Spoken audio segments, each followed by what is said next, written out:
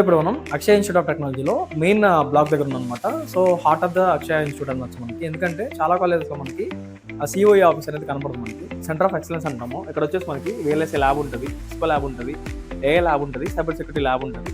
ఇంకా 2 extra labs ఉంటుంది. లోపలికి వెళ్ళి మీరు చూడొచ్చు. వాటిని స్టూడెంట్స్ హ్యాండ్స్ ఆన్ నేర్చుకోవచ్చు. ఇవన్నీ కూడా కరెంట్ ట్రెండింగ్ టెక్నాలజీస్ కదా. ఈసీలో తీసుకుంటే VLSI ఇవన్నీ కూడా మనకి సిఎస్సిలో ట్రెండింగ్ టెక్నాలజీస్ కాబట్టి వీటికి స్టూడెంట్స్ వాళ్ళకి ఏదైనా ఐడియా ఉండి ఏదైనా స్టార్ట్అప్ ఐడియా ఉంటే వీళ్ళు పుష్ చేస్తారు. ఇక్కడ వీళ్ళ దగ్గర నుంచి సపోర్ట్ ప్రొవైడ్ చేస్తారు. సెంటర్ ఆఫ్ ఎక్సలెన్స్ బ్లాక్ లో ఉన్నాం అనమాట. సైబర్ సెక్యూరిటీ స్పెషలైజేషన్ ఎవరైతే చూస్ చేసుకుంటారో వాళ్ళు అక్కడ ఏదైనా ఏదైనా డిఫరెంట్ ఐడియాస్ ఉన్నాయి దాని మీద వర్క్ చేయాలనుకుంటే మనకి ల్యాబ్ యూజ్ చేసుకోవచ్చు. ఇక్కడ నుంచి మీకు కావాల్సిన సిస్టమ్స్ అన్ని ఇక్కడే ఉంటాయి. ఇది సపరేట్ గా సైబర్ సెక్యూరిటీ వాళ్ళ కోసం అనమాట. మనకి కంప్యూటర్ సైన్స్లో కంప్యూటర్ నెట్వర్కింగ్ అనే టాపిక్ ఉంటుంది కదా. సో ఆ సబ్జెక్ట్ కోసము సిస్కో వాళ్ళతో సిస్కో నెట్వర్కింగ్ అని సపరేట్ ల్యాబ్ బిల్డ్ చేసుకున్నారు అనమాట. సో ఇది మీరు చూసుకోవచ్చు. అంతా మనకి సిస్కో ల్యాబ్ అనమాట. నెట్వర్కింగ్ నేర్చుకోవడానికి ఈ ల్యాబ్ మనం యూజ్ చేసుకుంటా ఉంటాము. సో ఈ రోజుల్లో AI ఎంత డిమాండ్ కోసం మీకు తెలుసు, ఏఐలో ఎంత ఇంప్లిమెంటేషన్స్ వస్తున్నాయో తెలుసు.